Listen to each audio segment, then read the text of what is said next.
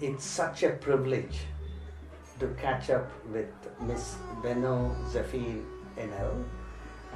Beno has just been inducted to the Indian Foreign Service.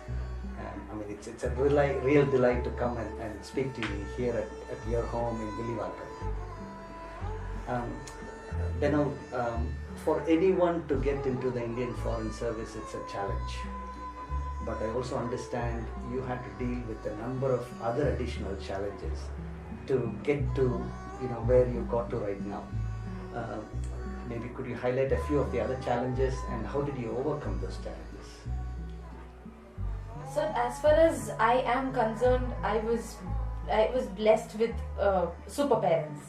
So basically, my mom read for hours and hours together, and reading books, which is the greatest challenge for visually challenged people generally, did not become a challenge for me, because I had my mom to read n number of books for n number of hours.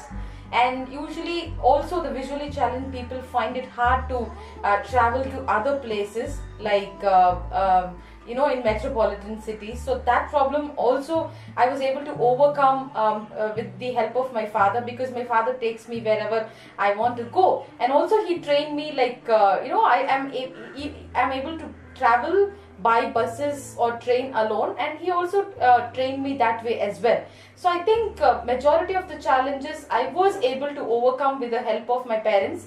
But one thing I just want to raise over here is this: majority of the books which are necessary for preparing competitive exams, they are not available in accessible formats.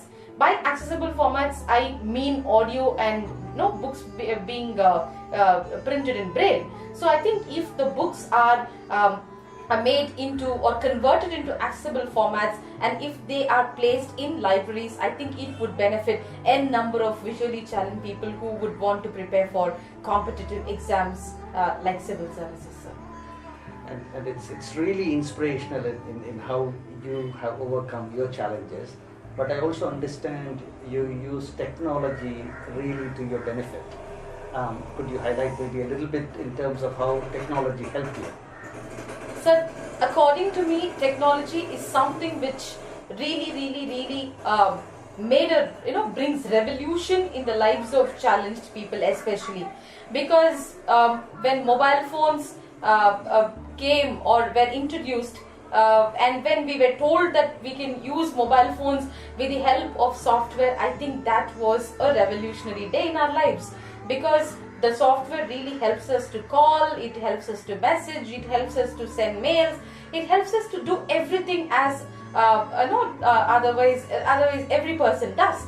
So and also laptops, computers, with the help of that particular software called JAWS, Job Access with Speech, we are able to scan the books and then put them into the computer and then read it for ourselves. And because of JAWS, we are able to read papers online and all that. So thanks to technology, sir.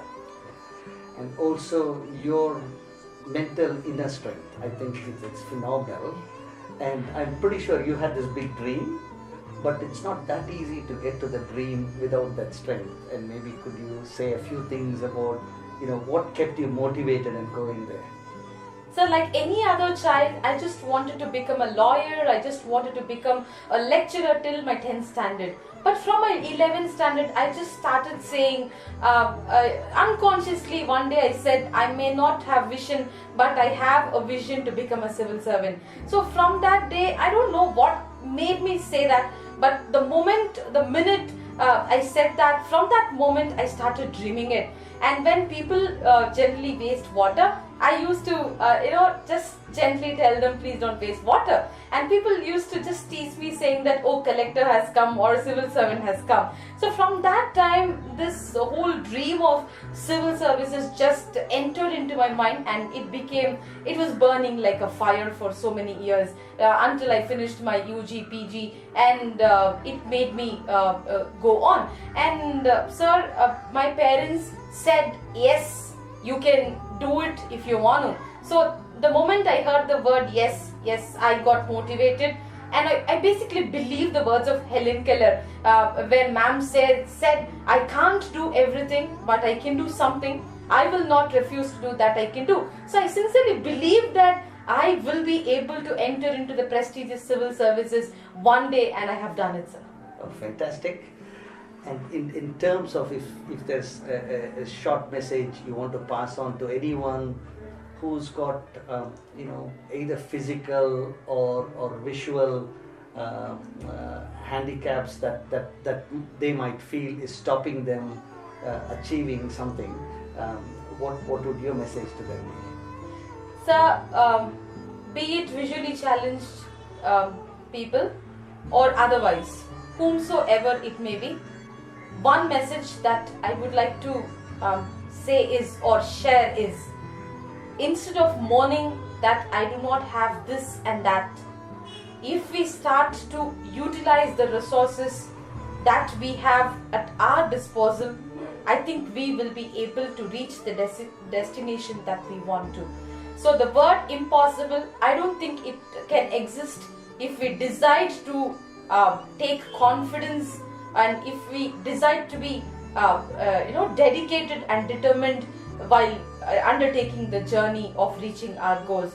So basically, I'm a person who always believes that if you believe in yourself, if you understand yourself and understand what your strengths and weaknesses are, if you strengthen your strength and weaken your weakness, I think success is something which you can reach very easily.